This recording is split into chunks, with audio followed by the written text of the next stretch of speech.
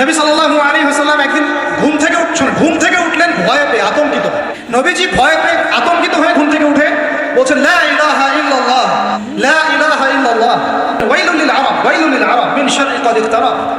আরব জাতির জন্য ধ্বংস, আরব জাতির জন্য ধ্বংস।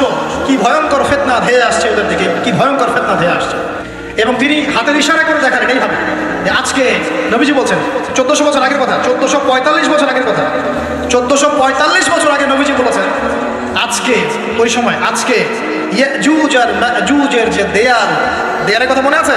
জুলকারনাইনের সময় দেয়াল, এই দেয়াল এতটুকু পরিমাণ খুলে দেয়া হয়েছে, এতটুকু পরিমাণ খুলে দেয়া হয়েছে 1400 কত বছর আগে। তখন তার স্ত্রী বলছেন, আনুহলিক ওয়া ফিনা সালিহিন, আনুহলিক ওয়া ফিনা সালিহিন ইয়া রাসূলুল্লাহ, হে আল্লাহর রাসূল সাল্লাল্লাহু আলাইহি ওয়াসাল্লাম, আমাদের মধ্যে ভালো মানুষরা থাকা সত্ত্বেও কি আমরা ধ্বংস হয়ে যাব? আপনি যে বলছেন ওয়াইলুল লিল আরব, আরবদের জন্য ধ্বংস। নবীজি বলছেন, নাম হ্যাঁ, নাম হ্যাঁ, ধ্বংস হয়ে যাবে। ইদা কাসরাতিল খাবাস, যখন নগ্নতা, বেহায়াপনা, অশ্লীলতা সমাজে রন্ধে রন্ধে ছড়িয়ে পড়বে, তখন আলেম জালেম সব ধ্বংস হবে। এই হাদিসটা অকাট্য হাদিস, বুখারী মুসলিমে, মানে এটা সহিহ, এটা বিষয়ে কোনো সন্দেহ নেই।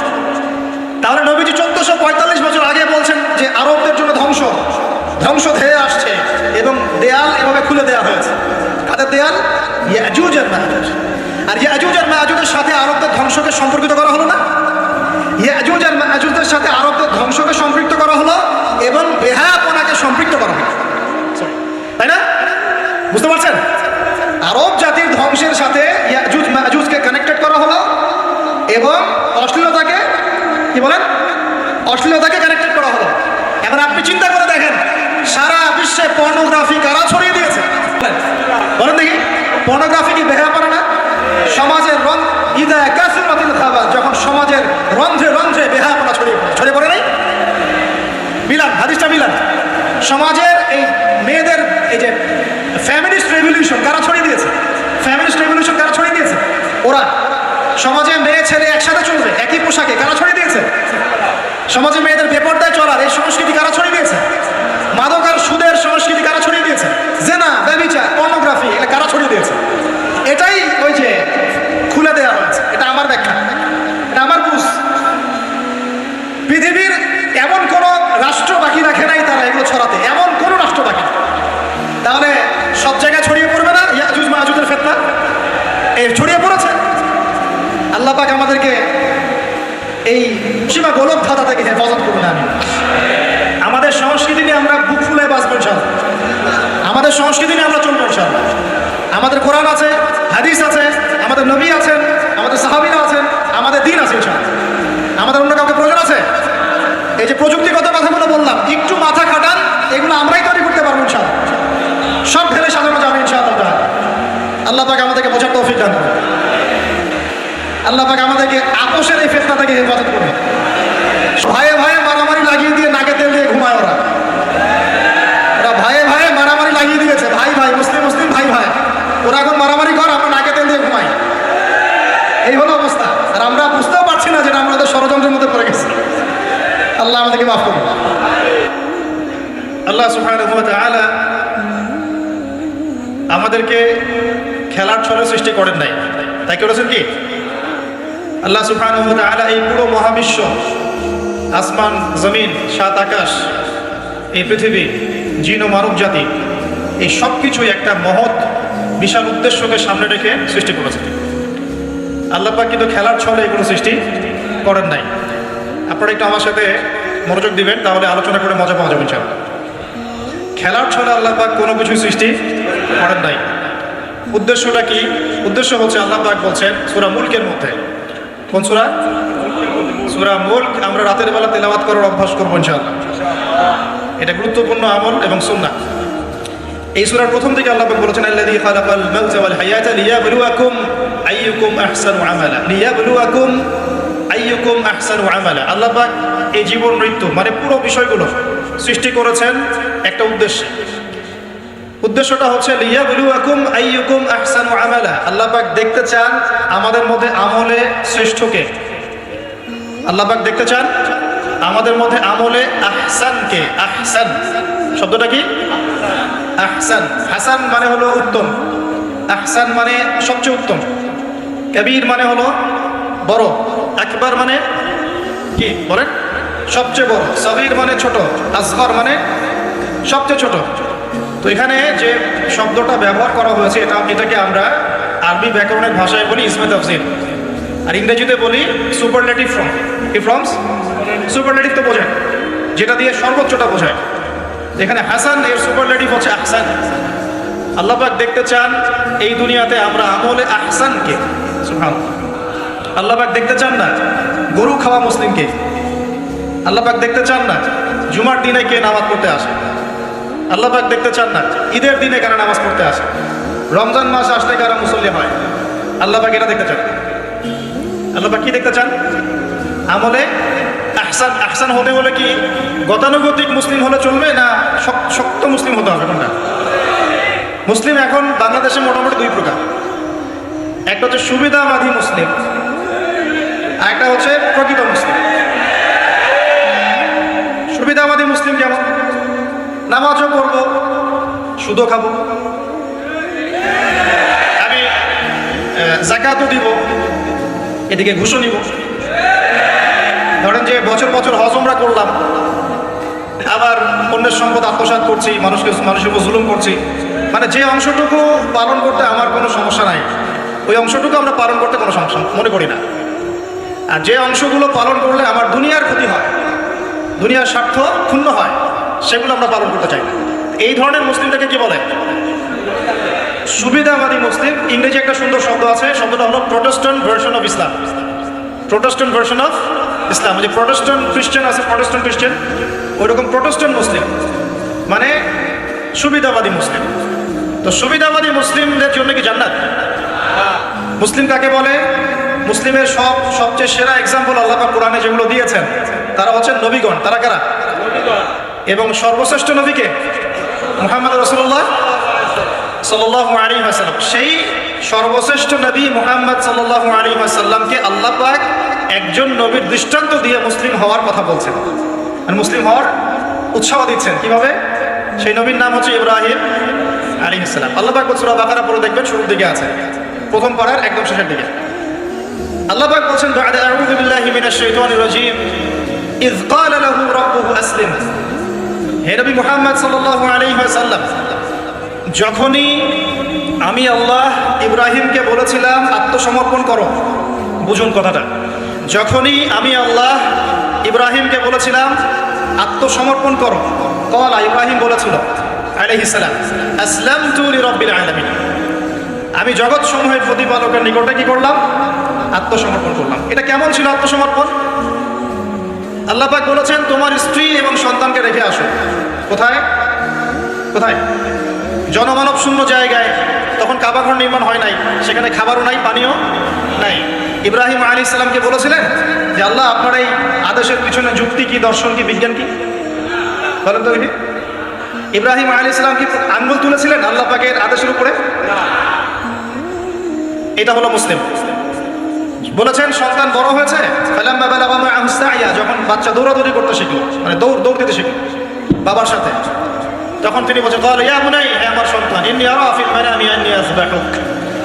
আমি স্বপ্নে দেখেছি আমি তোমাকে জবাই করছি, ফানজুর মাযা তারা, তোমার কি রায় আমাকে বল। সন্তান ইসমাঈল বলছেন, ইয়া আবাতি, হে আমার বাবা, ইফআল মা তুমার, আপনাকে যে আদেশ করা হয়েছে আপনি তাই করুন। সাতাজিদুনি ইনশাআল্লাহু মিনাস সাবিরিন, ইনশাআল্লাহ আপনি আমাকে ধৈর্যশীল পাবেন। এই যে বাবা ছেলে, এটা হলো মুসলিম, এটা হলো ইসলাম। ইয ক্বালা লাহু রাব্বুহু আসলিম, আল্লাহ যখন তাকে বলেছেন আত্মসমর্পণ করো, ব্যাস তিনি বিনা বাক্য ব্যয়ে আল্লাহ পাকের হুকুমের সামনে মাথা পেতে দিয়েছেন। এর নাম হলো কি? এখন বলেন এই মানদণ্ডে আমরা কতজন মুসলিম আছি এখন? নামাজের বৈজ্ঞানিক ব্যাখ্যা খোঁজে মানুষ এখন, রোজার বৈজ্ঞানিক ব্যাখ্যা খোঁজে, যাকাতের অর্থনৈতিক ব্যাখ্যা খুঁজি। ব্যাখ্যা তো আছে, আছে না নাই? এই ব্যাখ্যা আমার না জানলেও চলবে। ব্যাখ্যা আছে, ব্যাখ্যা মিলতে পারে, আবার আমার মানে সংকীর্ণ বুদ্ধিতে নাও আসতে পারে। তো আল্লাহ পাক হুকুম করেছেন, বাস যথেষ্ট আমার জন্য।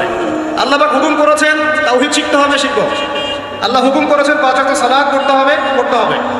আল্লাহ পাক হুকুম করেছেন যদি আমাদের নেশাব পরিমাণ সম্পদ হয় জাকাত দিতে হবে, বাস দিতে হবে। আল্লাহ পাক মা বোনদেরকে হুকুম করেছেন বালেগা হয়ে গেলে কি করবে? বালেগা হওয়ার আগেও পর্দা করার সিস্টেম আছে, মানে চর্চা করতে হবে।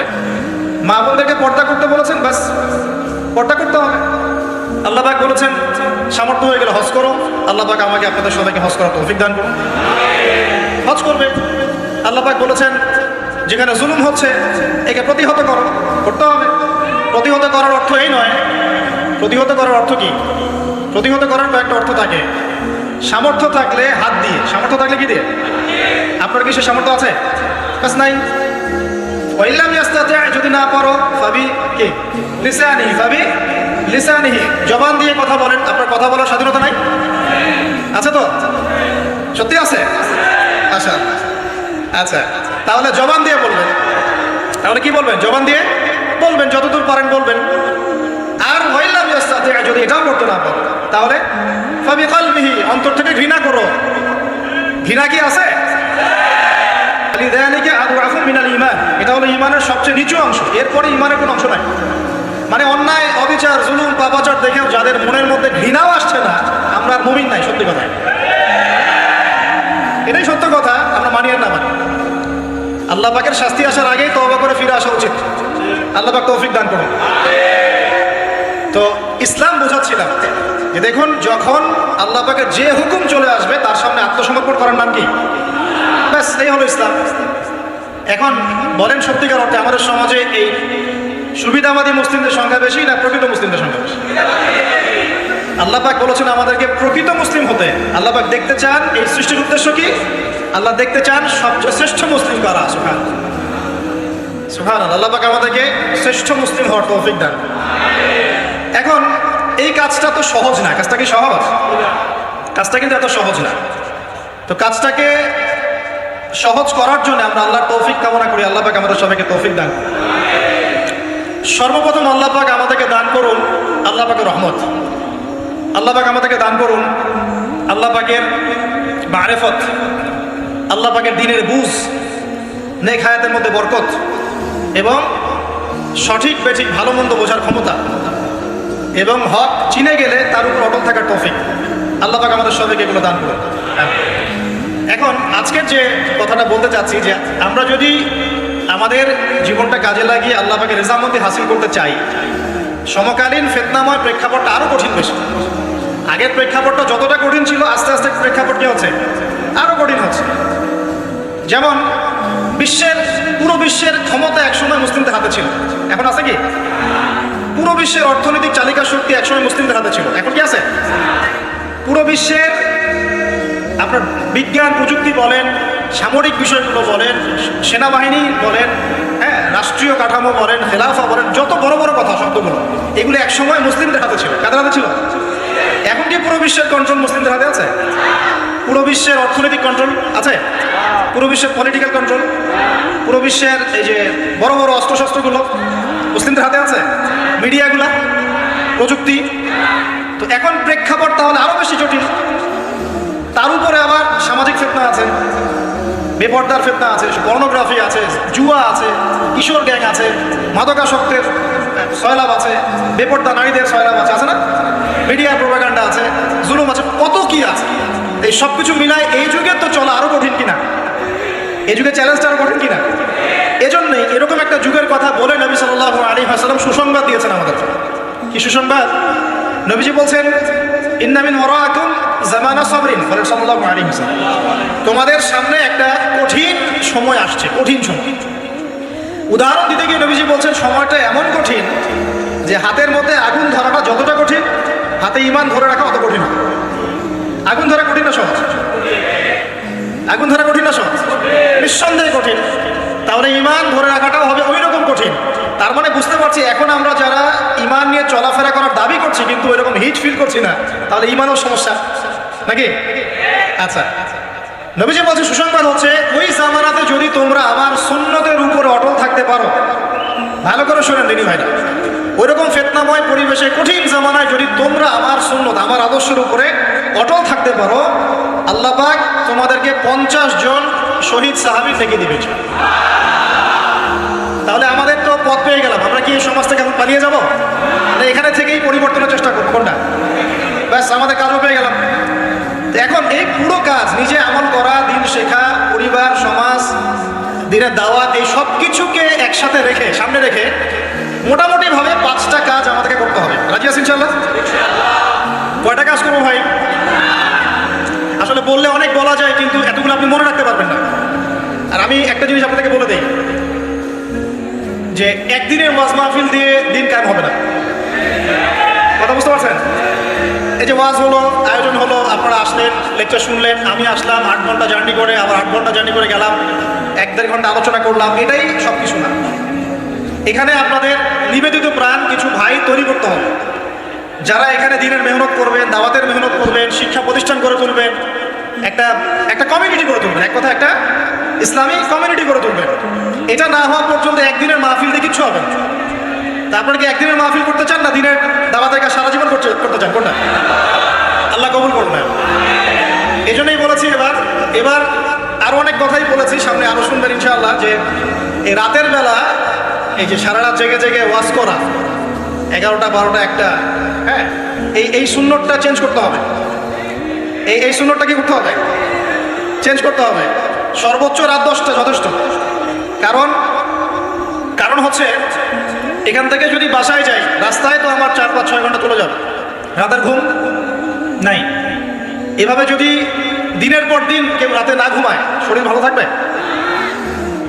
ওই রকম সতেজ মাথা নিয়ে কি দিনের কাজ করতে পারবো? আর আপনারা রাত জেগে জেগে ওয়াজ শুনলেন, ফজরের নামাজ নাই, লাভ হলো? এজন্যে এবার অনেক মাহফিল আমি নিজেও ক্যান্সেল করে দিয়েছি। ভাই মাহফিল আমি এভাবে করতে পারবো না, আল্লাহর রাস্তায় মাপ চাই। যদি বাদ জোহর বা বাদ আসর বলেন যেতে পারবো, তাহলে বাসায় গিয়ে রাত্রেবেলা এশার নামাজ পড়ে ঘুমানো যাবে, ফজরের পর থেকে পড়াশোনা করা যাবে। মানে সুন্নতের খেলাফ কোনো কাজ করে কিন্তু দিন কায়েম হবে না ইনশাআল্লাহ। আমি আশা করি অন্যান্য ওলামায়ে কেরামরাও এগুলো নিয়ে কথা বলবেন, এবং আমাদের এই যে চলমান একটা রাত জায়গার একটা খারাপ অভ্যাস, এটাকে দূর করতে হবে। এই জন্য 11টা ঠিক আছে, 11টা টাইম পারফেক্ট। তা আমরা ওই 5টা বিষয় শিখবো ইনশাআল্লাহ। তার আগে বলছিলাম একদিনের ওয়াজ দিয়ে কিচ্ছু হবে না, আপনাদের মধ্যে কিছু নিবেদিত প্রাণ মানুষ তৈরি করতে হবে। প্রত্যেকটা জায়গায় একটা করে দারুল ইলম, মানে জ্ঞানের মার্কাজ দরকার। কিসের দরকার? এখানে মসজিদ, মাদ্রাসা, ঈদগাহ সব মিলে একটা ক্যাম্পাস থাকতে হবে। এখান থেকে দিনই ইলম শেখানো হবে, ছেলে মেয়েদেরকে দিন শিক্ষা দেওয়া হবে, মা বোনদের জন্য দিন শেখার ব্যবস্থা থাকবে, জেনারেল শিক্ষিত ভাইদের জন্য কোর্স থাকবে, দাওয়াতের মেহনত থাকবে। এভাবে যখন একটা কমিউনিটি গড়ে উঠবে, তখন বাংলাদেশের মধ্যে আরো আমূল পরিবর্তন আসবে। আল্লাহ পাক আমাদের সবাইকে এই কথাগুলো বোঝার তৌফিক দান। তো কথা বললে ভাই অনেক কথা বলা যায়, মোটা দাগে 5টা আমাদের কর্তব্য এখন। আল্লাহ পাক আমাদের সবাইকে করার তৌফিক দান করুন। এক নাম্বার হচ্ছে দুনিয়ায় সফল হতে, পরকালে আল্লাহ রেজামন্দি হাসিল করতে এবং দ্বীন ইসলামকে আল্লাহর জমিনে বিজয়ী করতে সর্বপ্রথম আমাদের ঐক্যবদ্ধভাবে যে কাজটা করতে হবে, সেটা হলো আল্লাহর দ্বীনের জ্ঞান শেখা, আল্লাহর দ্বীনের ইলম অর্জন করা। একদম মুখস্থ করে নেন আজকের লেকচার। কি অর্জন করা? ইলম অর্জন করা, দ্বীনি ইলম অর্জন। আপনি দুনিয়াবি ইলমে ডক্টর, ইঞ্জিনিয়ার, পাইলট, ব্যারিস্টার, জজ যাই হন, দ্বীনি ইলম অর্জন করতে হবে। আপনি যেই হন না কেন, যে কেউ হন না কেন, দ্বীনি ইলম আপনাকে অর্জন করতে হবে। কতটুকু অর্জন করতে হবে? কতটুকু? যতটুকু অর্জন করলে আমি শিরক চিনতে পারি, তাওহীদ চিনতে পারি, আমি সুন্নাত চিনতে পারি, বেদাত চিনতে পারি, আমি হালাল চিনতে পারি, হারাম চিনতে পারি, আমি হক চিনতে পারি, বাতিল চিনতে পারি, আমি ঈমান ভঙ্গের কারণ জানতে পারি, আমি ওযু, গোসল, নামাজ, ইকামত, হ্যাঁ, কালিমা, আমাদের এই যে বুনিয়াদী শিক্ষা, দ্বীন ইসলামের বুনিয়াদী শিক্ষা আমাকে অর্জন করতেই হবে। রাজি আছেন ইনশাআল্লাহ? বাংলাদেশের বহু মানুষ নামাজ ঠিক মতো করতে জানে, বহু মানুষ ওযু করতে জানে, বহু মানুষ ইস্তেনজাও করতে জানে, আর বহু মানুষ কোরআন তেলাওয়াতও করতে জানে। কোরআন তেলাওয়াত বিশুদ্ধ করে না শিখলে আপনি আযান দিতে পারবেন না, ইকামত দিতে পারবেন না। আপনি নামাজে দাঁড়িয়ে আল্লাহু আকবার বলে সানা পড়তে, সূরা ফাতিহা পড়তে, আরেকটা সূরা মেলাতে, রুকুর তাসবিহ, সিজদার তাসবিহ, তাশাহুদ, দুরূদ, মাসুরা এগুলো শুদ্ধ করে পড়তে পারবেন। আর শুদ্ধ করে যদি না পড়েন অর্থ বিকৃত হয়ে যাবে প্রচুর। মানে আমরা তো নামাজকে কি যে বানিয়ে ফেলেছি, আল্লাহ মাফ করুন, সুবহানাল্লাহ। মানে নতুন নতুন কত শব্দ বের করে ফেলেছি নামাজের মধ্যে। একটু অর্থের পার্থক্যের কারণে ঈমান কুফরের মতো অবস্থা চলে আসতে পারে। বিশুদ্ধ করে তাজবিদ সহকারে কোরআন তেলাওয়াত করা শিখতে হবে প্রথমে। আপনার মাদ্রাসায় যেতে হলে যাবেন, বক্তব্যে যেতে হলে যাবেন, প্রয়োজনে টিচারকে বাসায় নিয়ে এসে যদি পড়তে পারেন পড়েন, যেভাবে হোক আপনাকে কোরআন তেলাওয়াত শিখতে হবে। আল্লাহ পাক তৌফিক দান। আমরা নামাজের মধ্যে বলছি আলহামদুলিল্লাহ আলহামদুলিল্লাহ রাব্বিল আলামিন। কি এটা? এটা কি পড়লেন মন্ত্র? আলহামদুলিল্লাহ রাব্বিল আলামিন কি? আলহামদুলিল্লাহ, আলহামদু শব্দটা সঠিক করে উচ্চারণ করতে পারছেন না। আলহামদু মানে সমস্ত প্রশংসা আল্লাহর জন্য। আলহামদুলিল্লাহ সমস্ত প্রশংসা। আলহামদুলিল্লাহ কি? আলহামদুলিল্লাহ মানে সমস্ত নিন্দা আল্লাহর জন্য। নাউযুবিল্লাহ। আমার কথা কি বিশ্বাস করছেন না? ওলামায়ে কেরাম জিজ্ঞাসা করেন কুল হু আল্লাহু আহাদ এটা কি? কুল হু আল্লাহু আহাদ মানে কি? তো কুল মানে খাও, কুল মানে কি? কুল হু আল্লাহু আহাদ, বলুন তিনি আল্লাহ এক। শব্দের অর্থ আছে তো? বলছে কুলহু সূরা, সূরাটার নাম কি কুলহু? কুলহু বলে কোনো শব্দ আছে? কুল একটা শব্দ, হুয়া আলাদা শব্দ। কুল হুয়া আল্লাহু আহাদ, কুল হুয়াল্লাহু আহাদ। এই তো আমরা কত ভুল করি পদে পদে। সামিআল্লাহু লিমান হামিদা আছে না? সামিআল্লাহ, আল্লাহ তার কথা শোনেন। লিমান হামিদা, যে তার প্রশংসা করে, না যে আল্লাহর প্রশংসা করে আল্লাহ তার কথা শোনেন। এন্ড আমরা শব্দ বানিয়েছি সামিআল্লাহ লিমান হামিদা। লিমান হামিদা কি শব্দ? লিমান হামিদা বলে কোনো শব্দ আছে? সামিআল্লাহু লিমান হামিদা, সামিআল্লাহু লিমান হামিদা। তো এই যে পদে, আমি বলতে গেলে নামাজ দিয়ে রাত পার হয়ে যাবে। পদে পদে পদে পদে আল্লাহু আকবার শব্দটা, আল্লাহু আকবার, আল্লাহু আকবার মানে আকবার। আকবার মানে কি? অনেকের আজান শুনে মনে হয় যে গিয়ে একটা পিটন লাগাই দিয়ে, একামত শুনলে মনে হয় যে একটা পিটন লাগাই দিয়ে, কাতকা মাতিস সালা, কাতকা মাতিস সালা, এটা আবার কি? এগুলো কি মানে? এই যে এগুলো কেন হচ্ছে জানেন? একটাই কারণে, কারণ বিশুদ্ধ করে আমরা কুরআনুল কারীম তেলাওয়াত করা শিখছি না তো। দিন কায়েম করবে, দাওয়াতের কাজ, মেহনত, জিহাদ, ইকামত দিন, কত বড় বড় কথা। আর বেসিক এই কোরআন তেলাওয়াত করা শেখার নাম নাই। আমরা ইয়াংদের মধ্যে একটা সমস্যা দেখছি এখন, ফ্যান্টাসি। ফ্যান্টাসি ফ্যান্টাসি মানে আগে হয়তো মানে বিপথে ছিল, হেদায়েত পেয়েছে, ইসলামের দিকে এসেছে। এখন অনেক বড় বড় স্বপ্ন, মাশাআল্লাহ, স্বপ্ন দেখা ভালো, বড় বড় স্বপ্ন, বড় বড় ইচ্ছা। অনলাইনে বসে গরম করে ফেলছে একদম, ফেসবুক গরম, ইউটিউব গরম, হ্যাঁ ব্লগ দিয়ে ভর্তি গরম। কিন্তু বেসিক যে কোরআন তেলাওয়াতটা করা শিখবে সেটা ঠিক নয়। 3 মাস কোরআনটা তেলাওয়াত করা শিখবে একজন আলেমের কাছে নাই। একটা কোর্স লঞ্চ করে দেন 6 মাস ক্লাস করবে না। প্রথমে 1 মাস ক্লাস করে পরেরটা নাই, 5 মাস নাই। এইভাবে ভাই দিনের হয়তো সামান্য কিছু খেদমত হতে পারে, সামগ্রিক পরিসরে ইসলাম বিজয়ী হবে না। এক কথায় আমরা যদি এই যুগের আবু বকর, ওমর, ওসমান, আলী রাদিয়াল্লাহু আনহুম আজমাইন হতে না পারি, তাহলে এই যুগের সেই ইসলামী খেলাফত বাস্তবায়িত হবে না। এটা হলো মূল কথা। এই পথের প্রথম কাজটাই হচ্ছে দ্বীনি ইলম অর্জন করা। আর ইলম অর্জন করাটা আপনার জন্য কি? নফল, মুস্তাহাব, সুন্নাত না ফরজ? এটা কে বলেছেন? রাসূলুল্লাহ সাল্লাল্লাহু আলাইহি ওয়াসাল্লাম বলেছেন, তালাবুল ইলমি ফরিদাতুন আলা কুল্লি মুসলিম। তালাবুল ইলম মানে জ্ঞান অর্জন করা, ফরিদা, ফরজ মানে কি? ফরজ মানে বাধ্যতামূলক। আলা কুল্লি মুসলিম, কুল্লি মানে কি? প্রত্যেক। কুল্লি মানে কি? কুল্লু মানে প্রত্যেক। প্রত্যেক মুসলমানের উপরে, প্রত্যেক মুসলমান যে মুসলমান দাবি করে নিজেকে, কালিমা করেছে, তার উপরে জ্ঞান অর্জন করা ফরজ করেছেন। আপনি কোরআন তেলাওয়াত না শিখে থাকতে পারবেন না, তো এটা আপনার তো ফরজ করা হয়েছে। নামাজ কি পড়ছেন, কি বলছেন, এটা আপনাকে শিখতে হবে, তো এটা ফরজ করা হয়েছে। আজান দেওয়া শিখতে হবে, ইকামত দেওয়া শিখতে হবে, ইমামতি করার যোগ্যতা অর্জন করতে হবে। এই মালয়েশিয়ার একটা ভালো জিনিস দেখলাম যে ওখানে প্রাইমারি লেভেল থেকে, মানে স্কুল লেভেল থেকেই এই মাদ্রাসা এবং মানে জেনারেল, এটা আলাদা করে করে কোনো প্যাটার্ন করা নাই, এটা একসাথেই প্যাটার্নটা করে দেয়। মানে আপনি স্কুলে ভর্তি হলে, স্থানীয় স্কুলে বা কলেজে যেভাবে তারা সিস্টেম করেছে, ইসলামের বুনিয়াদী শিক্ষাটা বাধ্যতামূলক শিখতে হবে। যে কেউ, তাদের সিভিলিয়ানদের মধ্যে যে কেউ ইমামতি করতে পারে, মাশাআল্লাহ। এটা আমাদের করা উচিত ছিল না? আমরা কি মুসলিম প্রধান দেশের অধিবাসী না? আমরা জোর দাবি জানাই যে শিক্ষা ক্ষেত্রে একটা আমূল পরিবর্তন নিয়ে আসতে হবে ইনশাআল্লাহ। একদম প্রাইমারি লেভেল থেকে ইসলামিক শিক্ষাকে আমাদের দেশে বাধ্যতামূলক করা হোক। মাদ্রাসা শিক্ষা মাদ্রাসায়, আবার সেকুলার শিক্ষাতে, এই দুদিকে চলছে। তাহলে একজন ব্যক্তি যে এই স্কুলে ভর্তি হলো, আপনার ছেলে এখানে 10 বছর পর এসএসসি পরীক্ষা দিবে, এইচএসসি, তারপরে অনার্স মাস্টার্স, এই 20 বছরে ইসলামটা শিখবে কি? যতটুকু শিখছে এই শিক্ষাটা তো প্র্যাকটিক্যালি প্রয়োগ করতে পারছে না। আর এই জায়গা থেকে যখন কেউ উঠে আসছে তখন সে তো উম্মার দায়িত্ব নিতে পারছে না। তাহলে ব্যাপারটা কি এমন যে আমরা এদিকে শুধু দুনিয়ার চর্চা করব আর মাদ্রাসা লাইনে যারা পড়ে তারা দিনের চর্চা করবে? দিন চর্চা করার, দিন পালন করার, প্রচার প্রসারের আমাদের কোনো অধিকার নাই? তাহলে এই শিক্ষাটা অর্জন করলে কি আমরা কি সবাই কি খারাপ হয়ে যাব?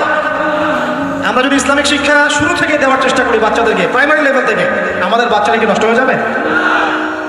এই জিনিসটা আল্লাহ পাক আমাদের সমস্ত ঊর্ধ্বতন কর্তৃপক্ষদেরকে বোঝার তৌফিক দান।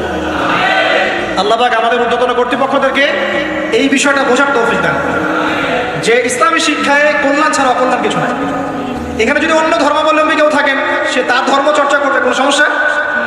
আমরা আমাদের ধর্ম শিখবো ইনশাআল্লাহ। তো এই জিনিসটা আমাদের বুনিয়াদী শিক্ষা। এখন যদি আপনি না পারেন, এখন আপনার কাছে ওই পাওয়ার নাই, ক্ষমতা নাই, ইমপ্লিমেন্টের সুযোগ নাই, তাহলে কি করবেন? তাহলে এখন যে আপনি 20 বছর পড়াশোনা করে ফেলেছেন জেনারেল লাইনে, এখন কি করবেন? এখন আপনার জন্য কিছু অপশন খোলা আছে। এক, স্থানীয় বরেণ্য ওলামায়ে কেরাম যারা আছেন তাদের সাথে পরামর্শ করে সিলেবাস তৈরি করে নিয়ে পড়াশোনা করুন, এটা একটা অপশন। দুই, আপনারা কিছু দিনী ভাই ব্যাচ করে ওলামায়ে কেরামের কাছে গিয়ে একটা করে কিতাব শেষ করেন। দুই, তিন, অনলাইনে কিছু কোর্সেস চলছে, এই কোর্সেসগুলো করতে পারেন, কাজে দিতে পারে। তবে অনলাইনে কোর্স অফলাইনের মতো হয় না। অফলাইনে ওস্তাদের সামনে বসে যে পড়াশোনা, এটা অনলাইনে পাবেন না, ঠিক আছে? অথবা আপনার যদি সুযোগ থাকে তাহলে প্যাটার্ন চেঞ্জ করে এই প্যাটার্নে যেতে হবে। এগুলো ছাড়া তো আপনার সামনে কোনো অপশন খোলা নাই। যে আমরা যদি মাদ্রাসাগুলোতে এবং আমাদের শিক্ষা প্রতিষ্ঠানগুলোতে জেনারেলদের জন্য আরবির কোর্স আর মাদ্রাসা শিক্ষার্থীদের জন্য জেনারেল কোর্স রাখি, তাহলে উভয় শিক্ষিত হতে পারবে।